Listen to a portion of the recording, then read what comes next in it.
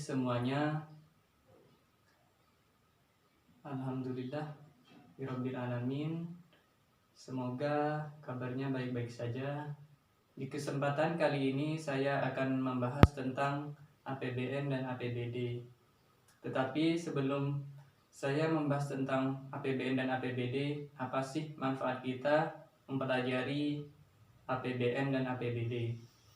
Manfaat bagi kita mempelajari APBN dan APBD di sini untuk mengetahui pengeluaran dan pendapatan negara maupun daerah dalam melaksanakan tugasnya, dan apa saja pendapatan dan pengeluaran daerah maupun negara. Dan juga kita dapat mengetahui pengeluaran dan pendapatan negara maupun daerah di sini stabil atau tidak. Dan sekilas info, Thomas Alva Edison menciptakan sebuah lampu dengan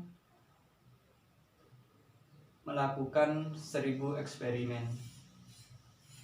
Pelajaran yang dapat kita pelajari dari Thomas Alva Edison di sini bahwa sebuah kesuksesan pasti membutuhkan proses yang panjang. Sepertinya juga belajar tidak selamanya berjalan dengan baik. Pasti terdapat kegagalan dalam prosesnya. Tetapi kegagalan dalam proses belajar mengajar itu sangat baik dan akan menjadikan kita sebagai pribadi yang baik dan akan sukses. Baik, langsung saja saya akan membahas tentang pembahasan yang pertama, yaitu tentang APBN. Yang pertama yaitu tentang pengertiannya. Pengertian APBN di sini ialah APBN atau Anggaran Pendapatan dan Belanja Negara. Adalah sebuah rencana keuangan tahunan pemerintah negara yang bertujuan untuk perekonomian negara Indonesia. Jadi APBN di sini ialah sebuah rencana keuangan tahunan yang dilakukan oleh pemerintah negara yang bertujuan untuk perekonomian negara Indonesia. Dan APBN di sini mencatat seluruh pengeluaran dan pendapatan pemerintah setiap tahunnya. Dan juga APBN disusun oleh Kementerian Keuangan Republik Indonesia dan disetujui oleh DPR. Dan pembahasan yang kedua yaitu tentang tujuan penyusunan APBN. Jadi tujuan penyusunan APBN di sini ialah untuk memenuhi segala kepentingan negara demi mewujudkan perekonomian nasional yang lebih baik, dan juga agar pemerintah dapat mengetahui seberapa besar penerimaan yang diterima oleh negara dan seberapa besar pengeluaran yang harus dibiayai oleh negara. Lanjut ke pembahasan yang selanjutnya yaitu tentang fungsi APBN. Jadi fungsi APBN di sini adalah sebagai sumber pemdanaan bagi pelaksanaan trilogi pembangunan yang mencakup pertumbuhan, pemerataan, dan stabilisasi ekonomi.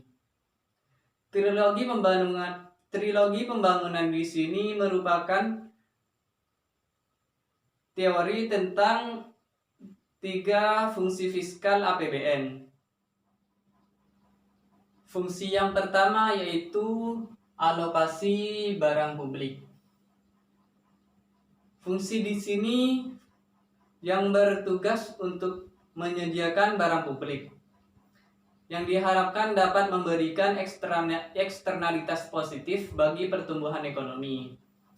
Contohnya seperti jalan raya, sekolah, rumah sakit, dan fasilitas ekonomi lainnya. Fungsi yang kedua yaitu distribusi pendapatan. Fungsi APBN dalam rangka memperbaiki distribusi pendapatan. Untuk memperbaiki distribusi pendapatan, hal yang paling utama adalah memperbaiki pajak dan subsidi. Karena pajak dan subsidi memiliki dampak langsung yang dapat mempengaruhi keinginan bekerja dan konsumsi masyarakat. Fungsi yang ketiga yaitu stabilisasi perekonomian. Fungsi yang menstabilkan perekonomian yang berkaitan erat dengan politik anggaran. Di sini pemerintah harus menyesuaikan dengan keadaan perekonomiannya. Yang pertama, resesi, perekonomian melemah.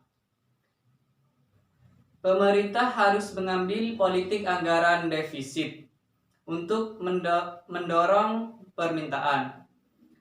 Yang kedua, recovery, perekonomian membaik. Di sini pemerintah harus mengambil politik anggaran surplus untuk menekan laju inflasi. Dan yang ketiga, balance atau seimbang. Dapat digunakan untuk masa resesi atau pemulihan. Pembahasan yang selanjutnya yaitu tentang mekanisme penyusunan APBN. Mekanisme penyusunan APBN dimulai dengan penyusunan RAPBN atau Rencana Anggaran Pendapatan dan Belanja Negara oleh lembaga. Setelah itu pemerintah mengajukan kepada DPR untuk disetujui atau ditolak. Dan selanjutnya jika DPR menyetujui RAPBN maka akan disahkan menjadi APBN.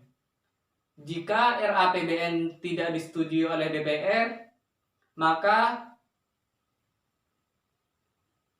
APBN negara akan mengambil APBN terdahulu atau APBN sebelumnya.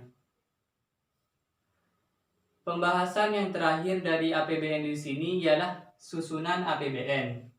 Jadi susunan APBN di sini yang pertama yaitu pendapatan negara.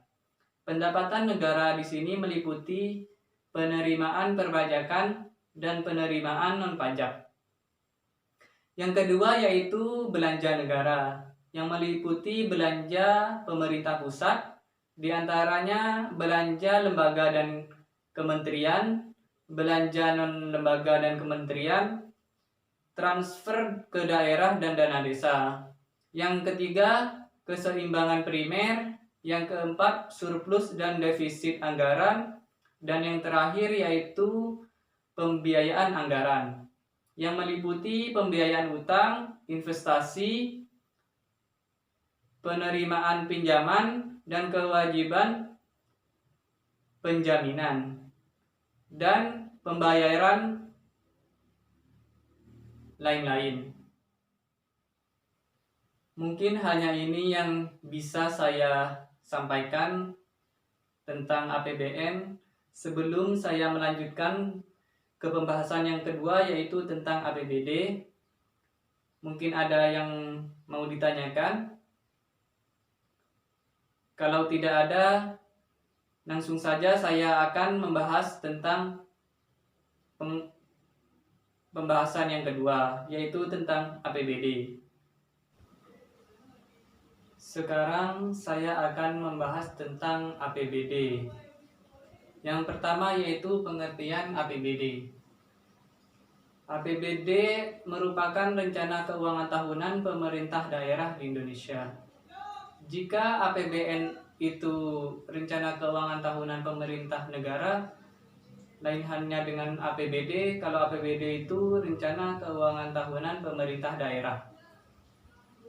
Dan kalau APBN itu disetujui oleh DPR, lain halnya juga dengan APBD. APBD disusun oleh DPRD dan disetujui oleh otoritas pemerintah daerah dengan peraturan di daerah masing-masing wilayah.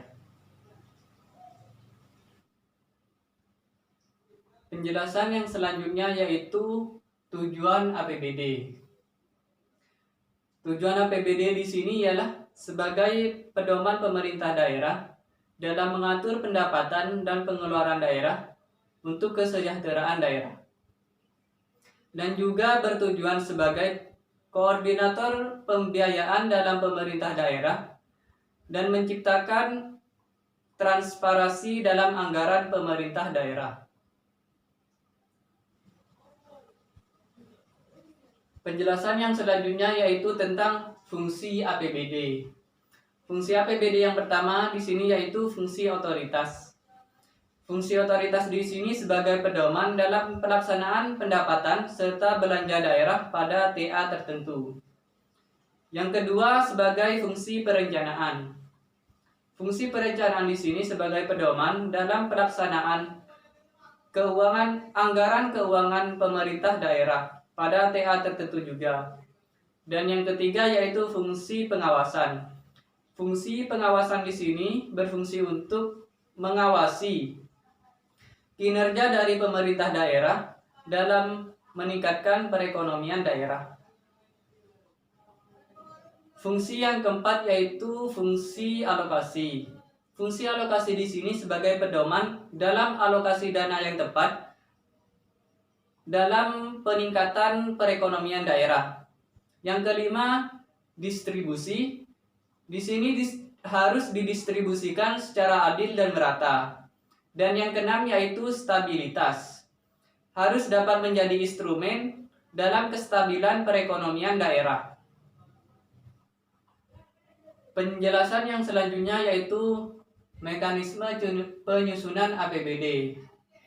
Mekanisme penyusunan APBD sama dengan APBN. Penyusunan mekanisme APBD diawali dengan penyusunan RAPBD oleh lembaga. Setelah itu pemerintah mengajukan RAPBD kepada DPRD untuk disetujui atau ditolak. Setelah itu jika DPRD menyetujui RAPBD akan diresmikan menjadi APBD.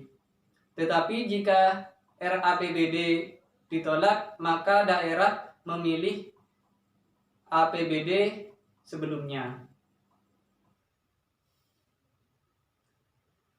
Penjelasan yang terakhir yaitu tentang susunan APBD. Susunan APBD yang pertama yaitu pendapatan daerah. Pendapatan daerah di sini dibagi menjadi 3, yaitu pertama pendapatan asli daerah, yang kedua dana perimbangan, dan yang ketiga pendapatan asli daerah lainnya yang sah. Pendapatan asli daerah di sini meliputi pajak daerah, retribusi daerah, hasil pengelolaan kekayaan daerah, serta pendapatan daerah lainnya. Yang kedua yaitu dana perimbangan. Dana perimbangan di sini meliputi dana bagi hasil pajak, dana bagi hasil bukan pajak, dan dana alokasi khusus. Dan yang ketiga yaitu pendapatan asli daerah lainnya yang sah, seperti hibah. Yang kedua yaitu belanja daerah. Belanja daerah dibagi menjadi 2, yaitu belanja tidak langsung dan belanja langsung. Belanja tidak langsung di sini belanja pegawai, belanja bunga, belanja subsidi, belanja hibah, belanja bantuan sosial, serta belanja bantuan keuangan kepala provinsi, kabupaten, kota, pemerintah daerah, dan partai politik. Dan yang kedua yaitu belanja langsung. Belanja langsung di sini belanja pegawai, belanja barang dan jasa, dan belanja modal.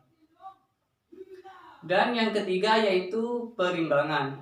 Di sini tergantung keadaan APBD. Jika APBD defisit, maka pemerintah harus membayar kekurangan biaya tersebut. Dan jika APBD surplus, maka pemerintah menerima kembali dana lebih tersebut. Mungkin hanya itu penjelasan yang dapat saya sampaikan. Mungkin ada yang mau ditanyakan. Kalau tidak ada, saya akan memberikan soal untuk meningkatkan pengetahuan yang akan kita dapat pada hari ini. Soalnya di sini. Saya beri waktu 20 menit untuk mengerjakan. Sudah mengumpulkan semuanya? Kalau sudah, saya akan mengakhiri pertemuan pada kali ini. Tetapi sebelum saya mengakhiri, kesimpulan pada pertemuan kali ini ialah APBN dan APBD merupakan upaya pemerintah sebagai pedoman penerimaan dan pengeluaran negara atau daerah dalam rangka melaksanakan keseimbangan yang dinamis untuk terciptanya peningkatan distribusi, peningkatan kesempatan kerja dan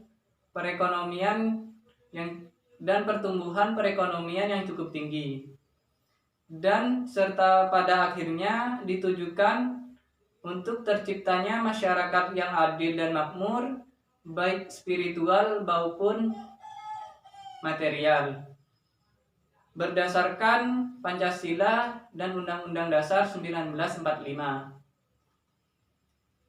Dan terakhir dari saya yaitu tugas rumah atau PR. Ini soalnya. Jangan lupa dikumpulkan minggu depan.